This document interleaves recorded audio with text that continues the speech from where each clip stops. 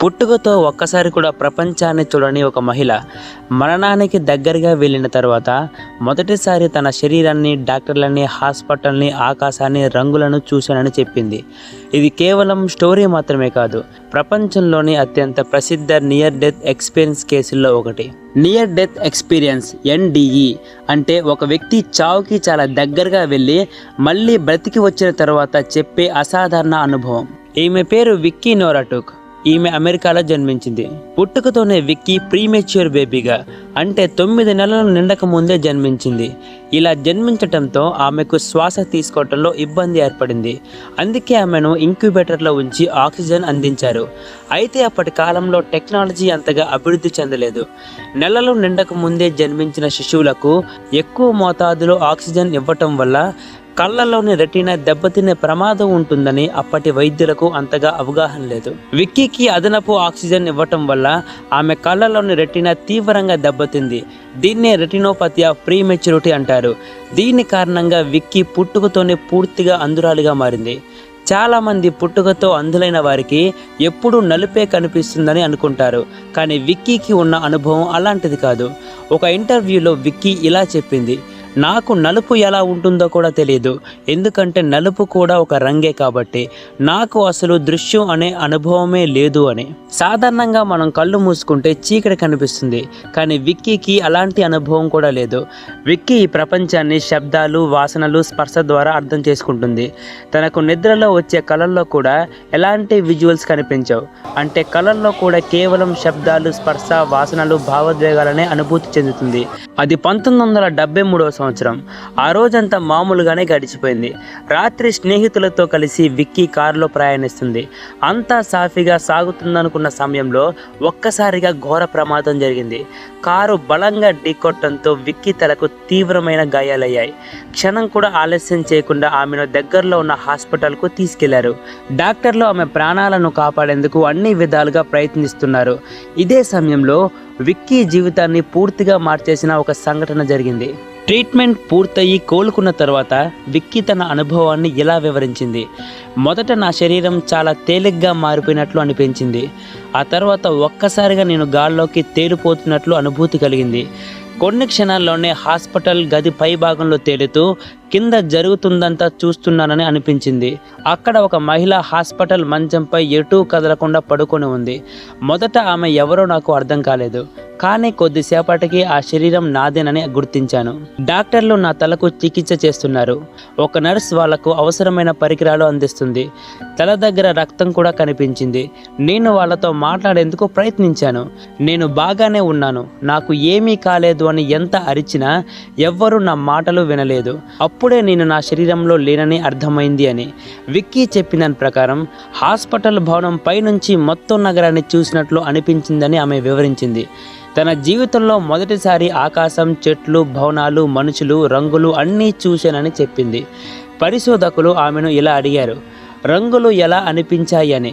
వాటిని మాటల్లో చెప్పలేను, కానీ అవి చాలా అందంగా ఉన్నాయని ఆమె సమాధానం ఇచ్చింది.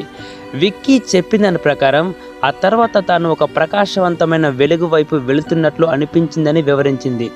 ఆ వెలుగు కళ్ళకు ఇబ్బంది కలిగించలేదని చెప్పింది. అది ప్రేమతో నిండిన వెలుగు అని వివరించింది. అక్కడ తనకు ముందే మరణించిన కొంతమంది బంధువులు కనిపించినట్లు అనిపించిందని ఆమె చెప్పింది. వారు భయపెట్టలేదని, ప్రేమతో స్వాగతించారని చెప్పింది. విక్కీ చెప్పిన దాని ప్రకారం తన జీవితంలోని సంఘటనలు ఒక్కసారిగా తన ముందుకు వచ్చినట్లు అనిపించిందని వివరించింది. తాను ఇతరులతో ఎలా ప్రవర్తించిందో, వారికి ఎలా అనిపించిందో అన్నీ అనుభవించినట్లు చెప్పింది. ఇలాంటి అనుభవాన్ని పరిశోధకులు లైఫ్ రివ్యూ అని పిలుస్తారు. నియర్ డెత్ ఎక్స్పీరియన్స్ గురించి చెప్పిన చాలామంది వ్యక్తుల కథల్లో ఇది కనిపించినప్పటికీ ఇది ఎలా జరుగుతుందో సైన్స్కి కూడా ఇంకా స్పష్టమైన సమాధానం లేదు. విక్కీ ఇలా వివరించింది, నీ పని ఇంకా పూర్తి కాలేదు అని, ఒక ప్రకాశవంతమైన ఉనికి చెప్పినట్లు అనిపించింది అని, ఆ వెంటనే నేను మళ్ళీ నా శరీరంలోకి వచ్చేశాను అని చెప్పింది. ఈ స్టోరీ ప్రపంచవ్యాప్తంగా ఎందుకు సంచలనం సృష్టించింది? సాధారణంగా మనం చూసిన ప్రదేశాలు, రంగులు, మనుషులు, వస్తువుల ఆధారంగా మన మెదడు కళల్లో దృశ్యాలను సృష్టిస్తుంది. కొన్నిసార్లు 2 వేరువేరు ప్రదేశాలను కలిపి ఒక కొత్త ప్రదేశంలా ఇద్దరు వ్యక్తుల లక్షణాలు ముఖాలను కలిపి ఒక కొత్త వ్యక్తిలా కూడా చూపించగలదు. అందుకే మన కళల్లో కొత్తగా అనిపించే ప్రదేశాలు, కొత్తగా అనిపించే మనుషులు కనిపిస్తుంటారు. మీరు ఎప్పుడైనా గమనించారా? చాలా రోజులుగా మీరు ఒక వ్యక్తిని వెనుక నుంచి చూస్తున్నారు. అతని ముఖం ఎలా ఉంటుందో కూడా మీకు తెలియదు. మీ డ్రీమ్స్లో కూడా అతను వెనుక నుంచి కనిపించే అవకాశం ఉంటుంది. మీ డ్రీమ్స్లో కూడా అతని ఫేస్ని మీరు చూడలేరు, ఎందుకంటే రియాలిటీలో అతని ఫేస్ మీ బ్రెయిన్లో రికార్డ్ కాలేదు కాబట్టి. విక్కీ విషయంలో కూడా ఇదే జరిగింది. తన బ్రెయిన్లో ఈ ప్రపంచానికి సంబంధించిన ఏ విజువల్ రికార్డ్ కాలేదు కాబట్టి తన కళల్లో ఎలాంటి విజువల్స్ ఉండేవి కావు. అంటే పుట్టుక నుంచి ఒక్కసారి కూడా ప్రపంచాన్ని చూడని ఒక వ్యక్తి ఇలాంటి దృశ్యాలను ఎలా వర్ణించగలిగింది? ఇదే ఈ కేసులో ఒక ముఖ్యమైన ప్రశ్న. ఈ ప్రశ్నే ప్రపంచవ్యాప్తంగా ఈ కేసును ఎంతో చర్చనీయాంశంగా మార్చింది. ఈ కేసుని అమెరికన్ సైకాలజిస్ట్ అయిన కెన్నెత్ రింగ్ అధ్యయనం చేసి నమోదు చేశాడు. ఆయన పుట్టుకతో అందులైన కొంతమంది వ్యక్తులతో మాట్లాడి వాళ్ళ నియర్ డెత్ ఎక్స్పీరియన్స్ అనుభవాలను నమోదు చేశాడు. ఆ వ్యక్తుల్లో కొంతమంది చావుకి దగ్గరైన సమయంలో తమ చుట్టూ ఏం జరుగుతుందో చూసినట్లు అనిపించింది అని వాళ్ళ అనుభవాలను వివరించారు. ఈ అనుభవాలను కెన్నెత్ రింగ్ అలాగే షారన్ కూపర్ కలిసి మైండ్ సెట్ అనే పుస్తకంలో ప్రచురించారు. కానీ ఇక్కడ మనం ఒక విషయం గుర్తుంచుకోవాలి. ఈ పుస్తకంలో ఉన్నవి ఆ వ్యక్తులు చెప్పిన అనుభవాలు మాత్రమే. వారు నిజంగానే చూసారా లేక అది మెదడు సృష్టించిన అనుభవమా అనే విషయం ఇప్పటికీ సైంటిఫికల్గా నిర్ధారణ కాలేదు. అందుకే విక్కీ నోరాటు కేసు ఇప్పటికీ ప్రపంచవ్యాప్తంగా సైంటిస్టులకి, సైకాలజిస్టులకి, ఫిలాసఫర్స్కి మధ్య చర్చకు కారణమవుతూనే ఉంది. అయితే దీని గురించి సైన్స్ ఏమంటుంది? ఇక్కడే అసలు ప్రశ్న మొదలవుతుంది. విక్కీ చెప్పిన అనుభవాన్ని కొంతమంది మనిషి చైతన్యం శరీరానికి అతీతంగా ఉండగలదు అనే ఆలోచనకు ఒక ఎగ్జాంపుల్గా చూస్తారు. మరోవైపు చాలామంది శాస్త్రవేత్తల అభిప్రాయం ప్రకారం మరణానికి దగ్గరైన పరిస్థితుల్లో మెదడులో అసాధారణ మార్పులు జరుగుతాయి.